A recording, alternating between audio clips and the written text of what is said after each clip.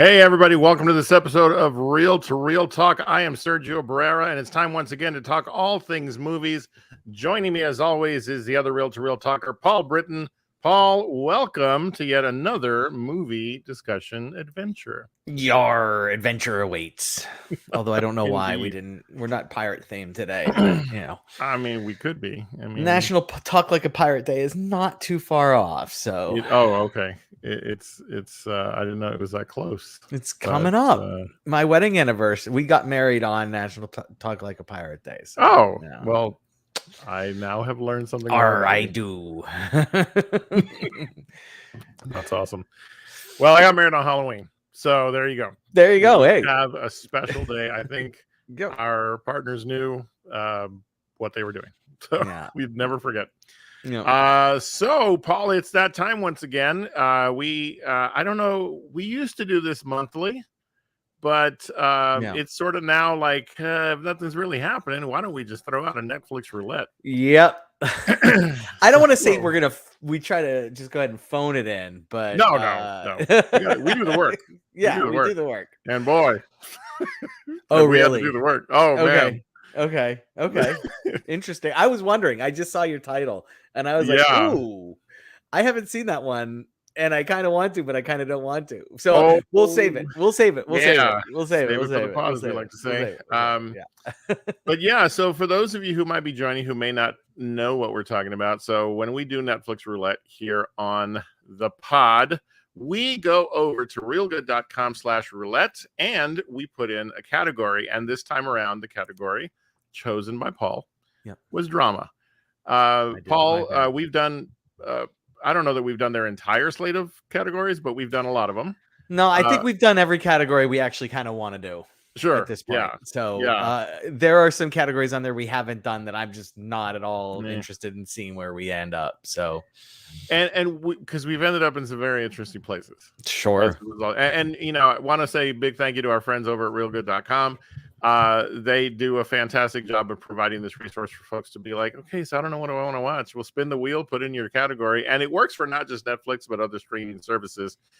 But we go Netflix because why not, right? Yeah. And so honestly, primarily because when we first did this, like we didn't even realize we could add the other services to it. So we just kind of like, well, for consistency's sake in the future, we'll just keep doing Netflix. Exactly. So it allows me to make nice little posters like this that say Netflix roulette on them. But the fun here is, Paul, we don't know what we're going to get. Right. We spin the wheel. Whatever the wheel gives us, we watch, and then we discuss it. And wow, we got both. I think both of our movies are based on true to life events. People, interesting, very interestingly, yes, that is factually correct. In I don't know that we've ever hit it that well. I kind of feel like did we not pick drama and pick not biopic, but it's interesting, but it's good. It's fine. We're all fine here. How are you? And I think both films for one of the first times, both are domestic. We tend to get a lot of foreign films, which have been very interesting and in many cases very entertaining. So yeah. So Paul, if you don't mind, what I'd like to do is go ahead and give you the floor to start us off, because you got a movie, and I'm going to turn it over to you to get us started on this this round of Netflix roulette. So, I mean, I was way too young for this, but in the mid 70s, there was a woman by the name of Madeline Murray. At the time, she later, after becoming famous, got married and it became Madeline Murray O'Hare. Led the charge for getting prayer removed from school. So basically, her kid was in high school. She happened to be in the school like to pick him up or something one day, and they did the Lord's Prayer and to start the day. And she's like, "We don't believe in God. What are you doing?" And they like, "Well, we have to start, we do, they called it private reflection or whatever." It's like, yeah, but that's fine. But that's not what you're doing. You're leading everybody in prayer. And so she goes on a quote unquote crusade to and school prayer in public schools, and is successful, takes it all the way to the Supreme Court. And that is literally like the first 5 minutes of the movie. Like, because I mean, I know the history, but wow. Yeah. And so what happens is she goes on to form an organization called American Atheists, and also goes on to get kidnapped. And the 50% of the movie, it takes place not in current times, but at the time of the kidnapping. So it's, this is what's happening during the kidnapping. Let's flash back to see some things that happened in the past, and then we find out how she met her kidnappers and blah blah blah. Fascinating. This is not a pleasant person. Like, Right. she's just, Madeline Murray is just an absolutely unpleasant person who, quite frankly, did something really important and was really good for, establishing that something now that people are intent to unestablish, apparently. Yeah. But that you can't force your personal religious beliefs on other people, like that. Right. You can't do that. But again, and I never knew that, like, the individual who did this was an interesting character, because she most assuredly is an interesting character. The movie's a tight little 90-minute movie, and just if you don't know anything about, this is one of those cases where I did not want to, like, you have to not Google while you're watching, and it's really tough. I am a big time, if I'm watching a movie that about something that happens in real life, I'm big time like going on and being like, quick Wikipedia search what happens. Right. And this time I was like, I'm not going to do that. And I'm so glad I didn't, because it's really insane. It's insane what happens. And, this is not, again, she's not a good person. She's essentially a con artist, but she's a con artist that picks genuinely meaningful to her things that seem to be important to other people that she can get paid for, like, so that people will send her money for. And it's fascinating to watch her kind of build up this, personal empire, and only to draw, while drawing the ire of just so many people. This was a good one. I was entertained. I didn't know the story. I learned something, and then I went on to Wikipedia and found out that actually kind of what happened is what happened. So it's and because it's Netflix Roulette, I think we get pretty loose on the spoiler potential.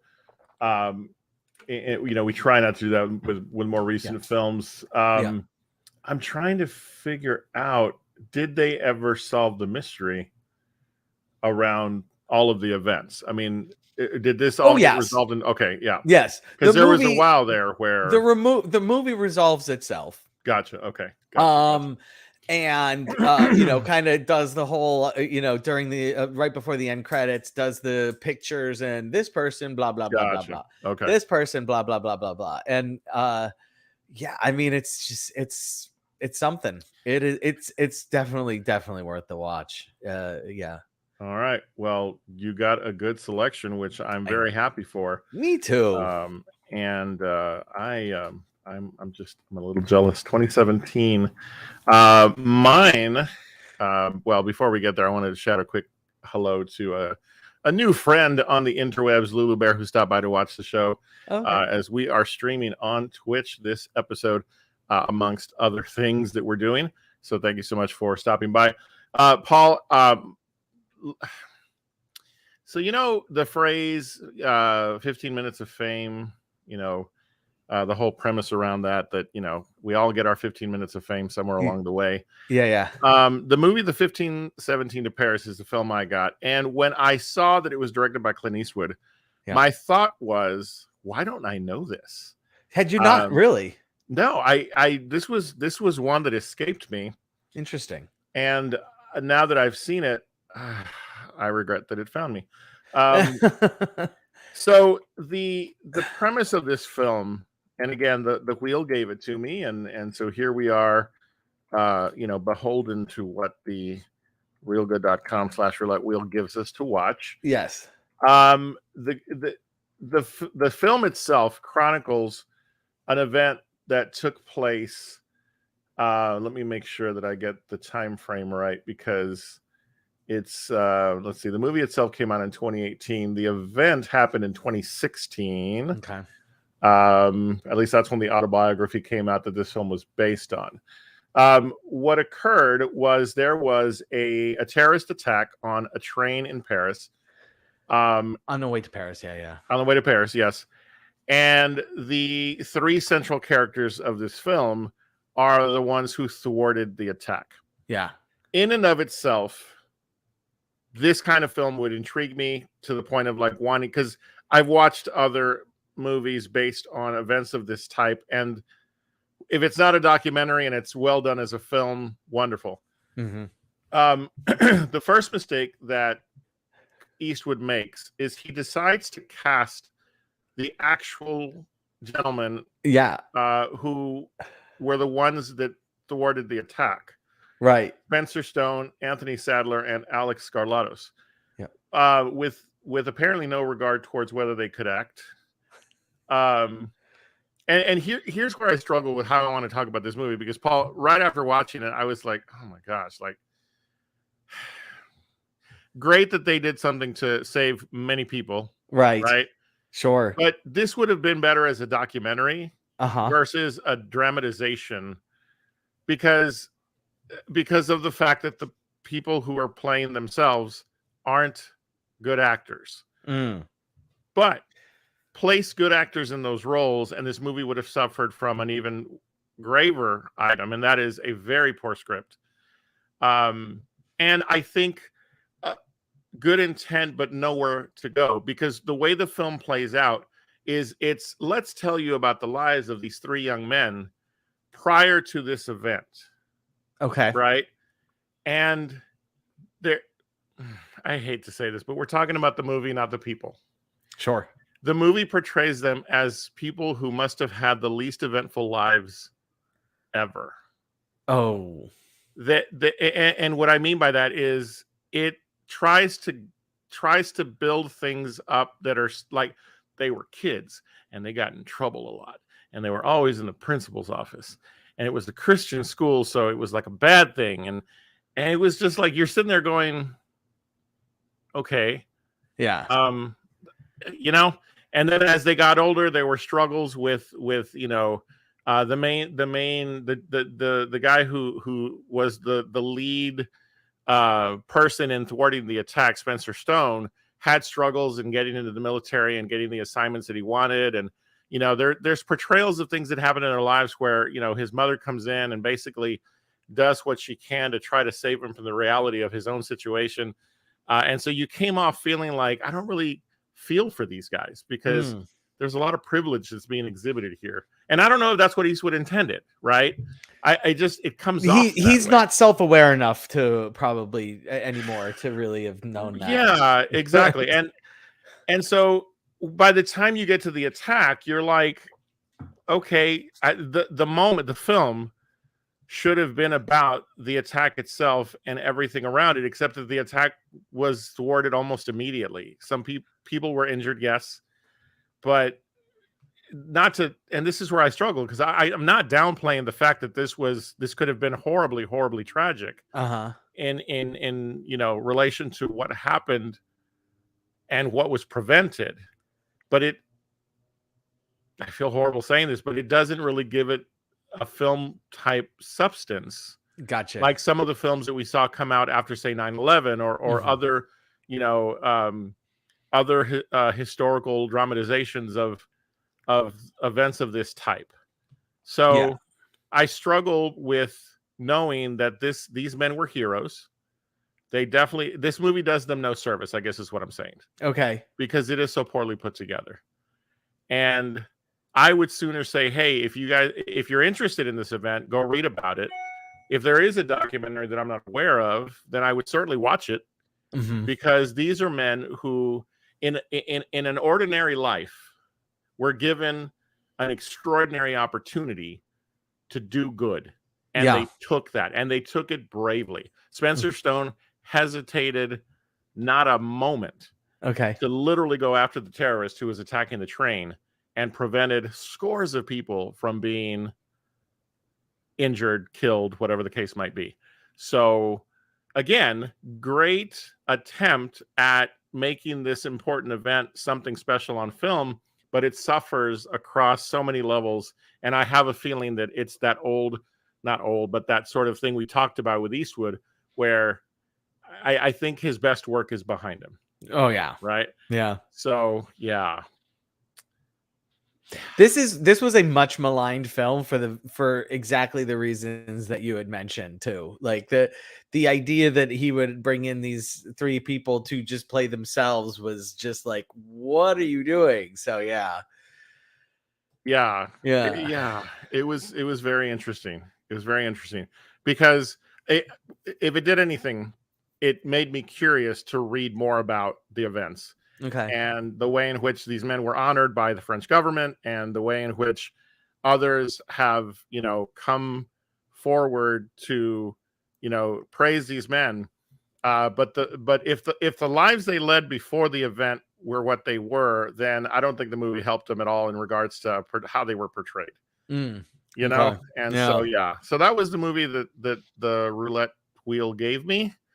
Again, not a recommend, but I learned something. There you go. And I think that's the good I can pull from it. And these men were heroes. They really were. Especially Spencer Stone. He dove in when no one else thought to. So good on him. Yeah. So there you go. Is that Netflix Roulette? I think we're done. Yeah. I don't know how to think that's it. Like, it's when it's just two of us, it's in and out pretty quick. We're done. Yeah. Yeah, absolutely. Absolutely. Yeah. So yeah. There you go. Yeah. So for those who have joined in so far, we thank you for joining us across our different platforms here on Real to Real Talk. It is greatly appreciated. And if you're curious as to where you can find us when it comes to our social media and all things related to Real Talk, well, we're about to take a moment to show you. So make sure you hang around for just a few moments as we introduce you to our social media. When we come back, we're going to get into our weekly segments. And trust me when I say you don't want to miss them. Check this out. We'll be right back with more Real to Real Talk.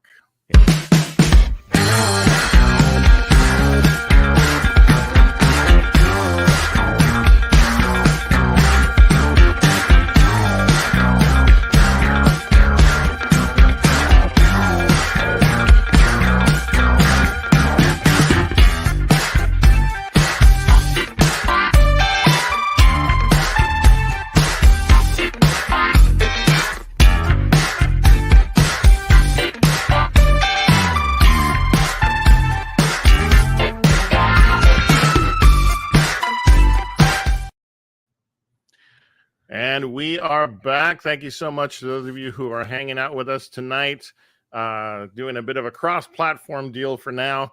So I want to say hello to Cullen, who's also stopped by. He says, hi, Sergio and Paul, and we thank you for joining us. It is time now for one of my favorite parts of the show, and that is a little segment we like to call, What the Hell Did I Just Watch? And Paul, I'm going to bring up your fancy logo I brought you here. Okay. And I wish I had time for this because I read it because I knew I wasn't gonna be able to do it. And my goodness, I'm strapped in and ready for this ride. All right, so this is to answer Sergio's question up front. This one had been lingering forever. This is I every once in a while I get to pull a movie in that was part of my original list of like 40 or so movies that I had. Usually, more often than not, I end up just kind of randomly going and looking for something different for some reason. But then every once in a while, I'm like, okay, it's time to go back to the old list, the original list. And this one was the original list. So don't ask me exactly where I found it. Like, there was a website somewhere when I did a search of the, weirdest movies ever made or something, and this was on there. Yeah. And Paul, if I may, for any new viewers we may have this week, the premise of this segment is you find I don't want to speak for you. Tell how would you define this segment? Okay, so I'm literally looking for a movie that not just like for 1 minute, but like by the you're watching the movie and you're like, okay, and then at the end of the movie, not just about a scene, but like about the movie, you think to yourself, what the hell did I just watch? And here we are. There we go. And so this week, we get an all-timer, 1982's Liquid Sky. So, just to read the IMDb thing, a small heroin as in the drug, people, not like looking for a female hero. A small heroin seeking UFO lands on a Manhattan roof, observes a bizarre drug addicted fashion model, and sucks endorphin from her sexual encounters' brains. That's the movie. Like that's it. That's what the movie is. Okay. And that is what the movie is. So, like I started this movie and I was like, oh, I'm gonna have to take notes on this one. A lot of times I just wing it. Yeah. But every once in a while, some special things happen, and I'm just like, okay, I don't want to forget what I want to say for these things. Yeah. So just the opening of the movie, like, just before anything happens, my first note is someone with no discernible musical talent was given a Casio keyboard, and it was absolutely a Casio keyboard, asked to come up with a score. And that's how they got the score for Liquid Sky. Just some random person. And honestly, in the era of Vangelis creating scores and other amazing electronica scores coming around, that decision is unconscionable. Like, you have to let at least somebody with some talent like have a hack at it. I will say, however, the bad music in association with all the 80s dancing that is going on, that tracks. That's where it's kind of like, okay, I get the really bad music because they're all, like the movie, the opening scene takes place in an 80s nightclub, and based on one of the key elements of the movie is drugs, that, that whole thing ends up tracking pretty well. So early on, we meet the primary character, and we also very early on meet the UFO. And I have to say, the UFO design on this one, it's very interesting. A lot of times UFOs, the concept typically is like scale and size, and it's like, this giant thing came out. They literally just took two plastic lamp covers that you would just find, on a standing lamp, and glued them together, and had the UFO land next to a beer bottle just to show you, look, these are two plastic lamp covers glued together. Don't think just because it's a UFO, it's big. It's not. It's tiny. Oh. Okay. So don't worry about it. It's a tiny UFO. We're okay. Visually, aside from the UFO design, the other thing that's striking is just how 80s this movie is, as you can tell by the movie poster. I mean, this movie feels like it was made in like 2012, looking back at 80s by somebody who had never been through the 80s and just like pretended they'd watched a few videos and threw together makeup and costumes and said, this is what people wore in the 80s, except that it was actually made in the 80s. So this really was makeup. I mean, this is like the artist is Patrick Nagel. I mean, he did all of that, like sort of like the super white washed, usually a female model striking a pose, and just like very pop arty type of thing.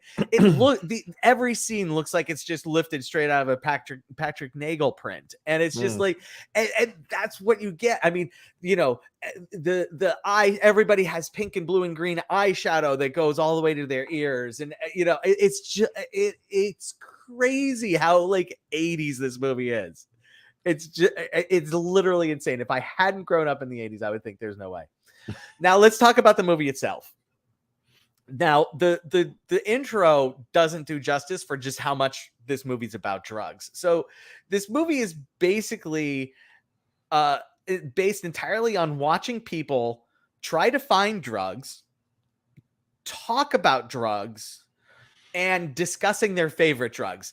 I mean, that takes up 80% of the movie, is just talking about drugs. It's just what's going on.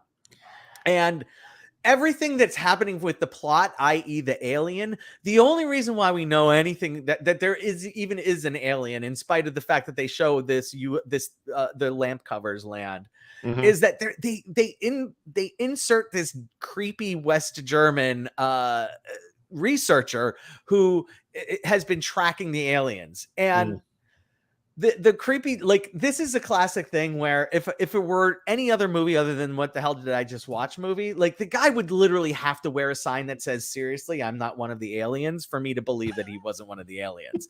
Because it just, that's the kind of turn that I would expect in a regular movie, is in a regular bad movie, I should say, the creepy guy is just going to end up being an alien. But no, in this case, he actually is the expert, and they just picked the creepy German guy to be him. And that's also how we find out that the aliens want drugs, because the alien just stays in the UFO the whole time. And the only impression we get of the alien is when we get the point of view of the alien watching the beautiful model across the way. And so, like, the vision turns into basically predator vision, and then you just hear to signal the alien. Yeah, right. Yeah. Like, okay, we're in the alien's point of view now, but that doesn't give you enough to know what the alien's looking for. Just for some reason, this German guy knows that they want heroin, and in lieu of heroin, if they can't find heroin, the endorphins, because this alien planet, we grew up or we developed needing food for sustenance. They need the high, like they need a high for sustenance. And so he makes a comment that the best way for them to get the high is via heroin, but if they can't get that, that the high you get from heroin is the same that you experience at sex, so they will get it from people after they have sex. This movie was it's perfect crazy. For your segment. Yeah. And the craziest part about this movie is that it is quite possibly the most sexually progressive movie I've ever seen in my entire life. And not so much that, like, they do show people having sex, but there's almost no gratuitous nudity.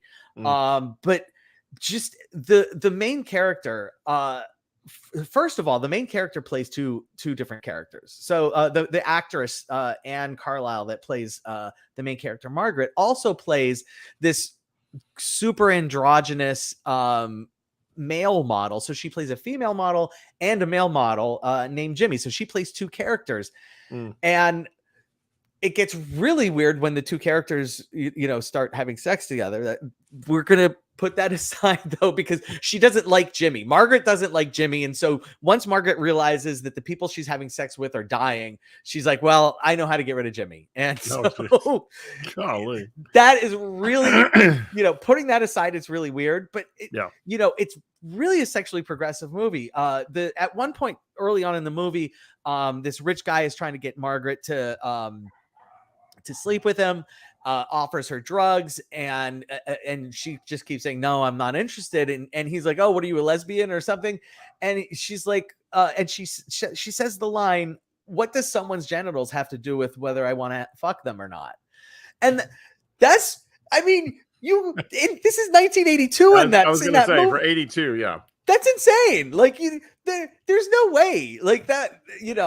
That's a really progressive line. Right. And androgyny plays a central theme throughout the movie. So, look, the rhythmics are going on, and Flock of Seagulls are going. Right. So that, androgyny is definitely front and center at this time in the 80s. But to have it in this movie, like, it's just a further function of what was going on with that. Yeah. And really commits and really takes it forward, which is really mind-boggling because the rest of this movie is just so perplexingly insane. Like the German guy ends up latching on because he doesn't have a place to stay. So for some reason he ends up latching on with this weird woman. Like it's like who just happens to have the apartment across from the UFO. And so he wants to be able to see the UFO, so he finagles his way into her apartment, and she's obsessed with shrimp. And like, so at one point, like she orders like a whole bunch of Chinese food, and like it's like shrimp kung pao chicken, not kung pao chicken, but kung pao shrimp. And like she orders 4 dishes, all of them have shrimp in them. And then he's like, before the food comes, he's like, look, I've got to go. He sees the UFO like started being active. He's like, I got to go. It's my duty. And then she like quite very seriously says, at my house, shrimp is more important than duty. Like that. Wow. How long is this film? It's free on YouTube. What was the runtime? I think it's 90 minutes. Yeah, it wasn't torturous. Okay, good. It's free. Oh, it was torturous. Okay, it was 152 minutes, or not 152, an hour and 52 minutes. Gotcha. But I'm telling you, as this one is an all-timer. I can't possibly recommend watching this movie enough. It is just, it's insanity. This movie is insanity. So Liquid Sky. I'm sorry. Well, I paddled on for a very long time. No, that's okay. And it paid off because our new friend Twitchy Charlie says she's going to add it to her watch list. Yeah. So yeah, exactly.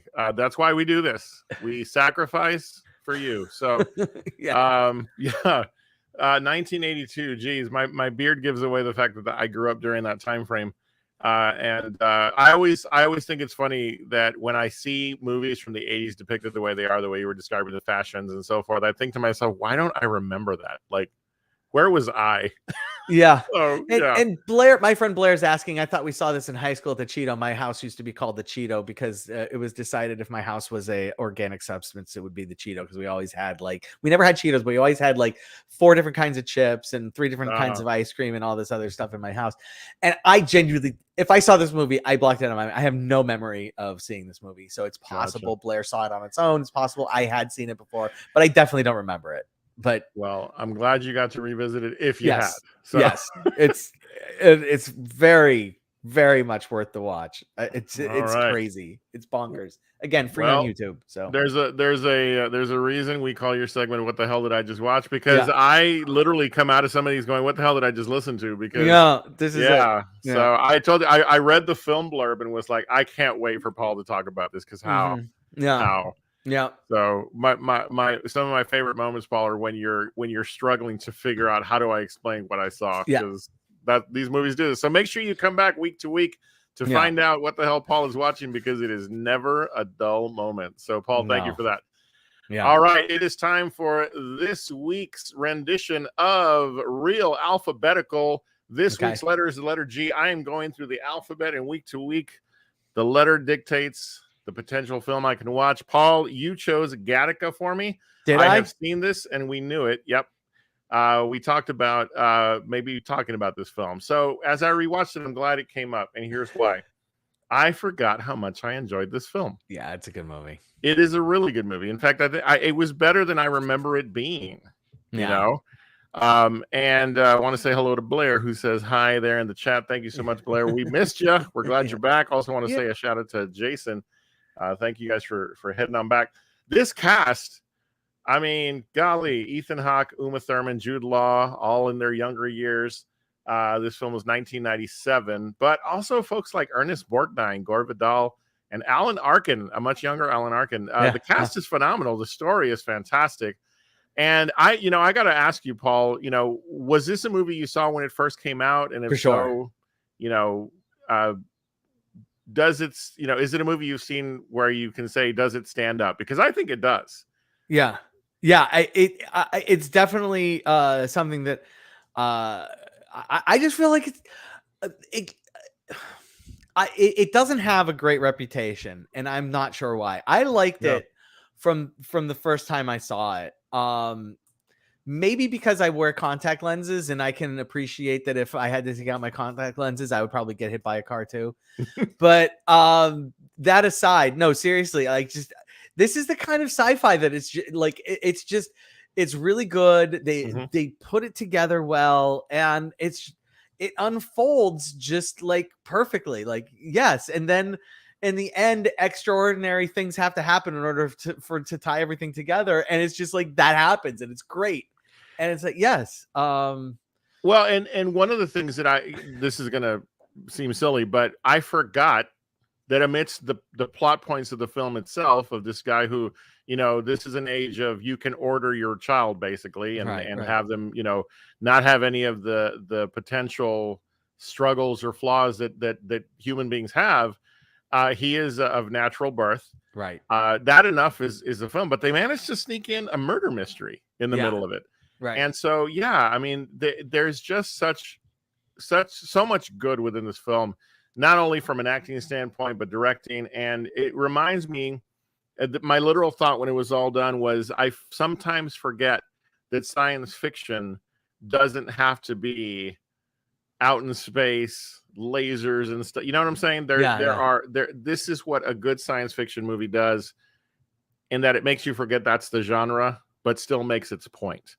And so fantastic that I got a chance to rewatch this one, because I'd forgotten how much I loved it. It is fantastic. Jude Law, awesome, just amazing performance. Yeah.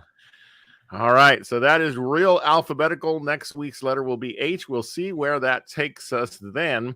But right now, it's time to do some real quick reviews. We have a couple on the block here, and I'd like to start, Paul, with a movie called Honk for Jesus, Save Your Soul. Yeah. Available on Peacock and in theaters. I stayed home, so okay, cool. I was not able. I don't have Peacock, so I went to the theater. Gotcha. This is very much a mockumentary. Yes. It is very much a tongue-in-cheek look at the megachurch culture. Yes. And very interestingly, this movie, it's as a person of faith, it hits you hard when you know the ins and outs of what's being depicted here. And it leaves you with the same. It takes a while to get to what went down, and it's like it's kind of surprising when it does. And right, they do a great job of that slow burn to the point, because and it leads. Oh man, it gets so uncomfortable. Oh my god, really this movie just. It is. I wish I had watched this at home, just for how uncomfortable I was sitting in that theater watching this unfold. Yeah, there are some performances here that are really, really strong. Sterling K. Brown is phenomenal, but Regina Hall. Yeah. Wow. I mean, her portrayal of the first lady, the wife of the pastor in this film, is just so many levels. And so great.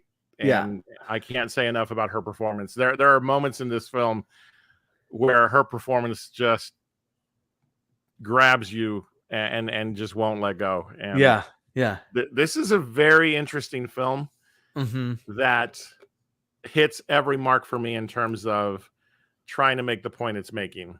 And it's very unflinching.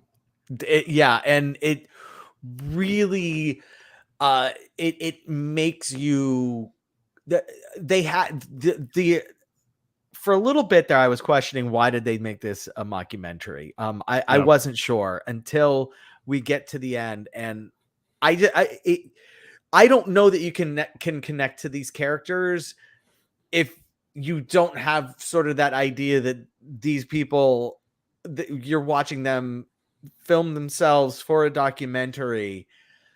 And that adds such a layer of lack of self-awareness and delusion that you can't possibly get from a pure scripted, drama. And it's, man, it hits. It does. I mean, how many movies or depictions, documentaries even have we seen about church scandal? But this one manages to take that core topic and keep you, I don't want to say keep you guessing as to what really happened, but it makes the surrounding aftermath of the scandal that you don't really find out details until much later in the film. It builds and it builds and it builds to a point where you're just, that discomfort you're talking about. You start to think, I think I know where this is going. And when it does get there, you're like, this is why I'm so uncomfortable, because and again, as someone who has seen the reality of this, it really hits even further home, because it is what drives people, again, as a person of faith, it is what drives people away from the church. And that is what's depicted in this film. And so, I'm very interested, Paul, to see what you thought overall, and what we're going to give this in terms of ratings. So for those watching for the first time, thank you for stopping by. We give ratings on a 5 taco scale here on Reel to Reel Talk. A movie can get as many as 5 tacos. A bit of extra guac if you want to give it some extra love. So, Paul, for Honk for Jesus, Save Your Soul, available in theaters and on Peacock, what is your taco rating for this film? I'm going 3 tacos plus guac. It felt like a very pretty standard 3 taco, but the extra oomph is there to give it the guac. So that's where I'm going, 3 tacos plus guac. Gotcha. Well, I'm going to go 3 tacos. This film is solid in terms of what it attempts to do. It isn't anything spectacular. There are some pieces of the puzzle that are not quite connecting. It's very slow in some spots. For sure. Yeah, I agree. And again, it's also, I think this would have been a better stream only release, in my opinion. That's probably true. This is a good example of this. This would have made a good like streamer. Yeah, absolutely. But solid acting from Regina Hall really saves it. It didn't quite reach guac level, but I think that overall the film is one worth watching because of its unflinching nature. And as much as you'll find moments to laugh, they are moments of relief given everything else that occurs. So make sure you check it out on Peacock, I'd say, if you have it. Or go to the theater if you don't have Peacock. It's right, exactly. Hey, don't let us tell you what to do. Go to the Y'all theaters. Are in charge of your own lives. Theaters need help Be and yourself. love. Absolutely. All right. Before we get to the last film we're going to talk about, just want to say once again thank you to a few folks. Good to see Blair back. Daisy Balmer, thanks for stopping by. And we are going to now talk about a film that, wow, Paul, how did you find this? I believe you brought it up. I didn't. I feel really bad because I didn't get to it. Like what's that? I was going to say that's okay. That's okay. You need to though. Yeah, I'm going to. It just popped up. I saw a trailer like randomly online on my Facebook feed. I was like, oh, I really want to see this. And I just didn't get a chance to and it was because I ended up going on a little mini trip yesterday, and so that's what happened. Good. Well, hey, life is more important. Life is more important. Yeah, absolutely. But Paul, I got to tell you, and this is why I'll give you just a bit to tease and the audience as well. Yeah. Don't let this movie get past you. Okay. All right. And this goes for Paul and everyone else watching. This film is very interesting in that the premise, if you read it on paper, is you might walk away from the film because you're like, werewolves? But you got to watch it to see what it all really is about. Okay. The basic plot of the film is there are Russian soldiers who have been tasked with carrying Hitler's body to Stalin. Okay. And they're literally in deep enemy territory. So that right there tells you this is going to be a very stressful excursion. Sure. Okay? But the story, and it's not a long film. It moves. There's fantastic, dialogue and not a lot of action, but the action that happens is very meaningful and important. I cannot say enough about this film. Okay. And I really hope that people take a moment. It's on video on demand. Yeah. And it's worth the $7 I paid for. Okay. Because it is a very, very much a surprise. I'm mad at myself for not watching it now. Well, hey, next week, make sure you drop a blurb within our conversation on next episode. Sure. I do want to know what you think. I can do it. Yeah, it is very much. Again, you just have to go in and let it happen. And it's Yeah, I loved it. I really did. I enjoyed it. Cool. I'm glad that I brought it to you, but I am sad that I didn't get to experience it myself ahead of the show. Well, I feel for once that I did you more won. work than you. No, you won. It's not about winning. It's about enjoying. Okay. But yeah, so that is our episode this week. Thank you so much for stopping by, Paul. What is coming up on the horizon? A movie I'm super duper excited about. Okay. The live action Pinocchio on Disney Plus. No, that is coming, but that's not the one I'm really super excited about. The one I'm super excited about is Barbarian, which I've seen trailers for. It's a horror movie. So Sergi and I are stepping out of our comfort zone. But this is one that I think I'm going to like. Woman rents an Airbnb and things go awry. So it's one of those blurbs that it's kind of like in real time. I literally was on Airbnb for the last couple of days planning some future trips here, and I read the blurb and I'm like, oh well, how appropriate. Yeah. Also, Queen Latifah's back in our lives, so that's good too. Of course, absolutely, absolutely. Well, there's much coming. There's still some big releases on their way over the next several weeks, and we're going to be here to cover them for you. Yeah. Once again, want to say a thank you to realgood.com. Check out their Netflix roulette and their roulette system, realgood.com/roulette, and then add your streaming services. It helps you decide something to watch, or it may give you something you've never thought you'd want to see, and you just might be pleasantly surprised. So make sure you stop on by and tell them we sent you. Paul, as always, it's a whole lot of fun. I'm looking forward to next week already. Yeah, man. All right. Well, to all of you out there, thank you so much for stopping by for this week's episode. We'll look forward to seeing you next week on Real to Real Talk. In the meantime, don't forget, as I always say, you are awesome. You're amazing. And the world's a better place because you are in it. We'll see you next time on Real to Real.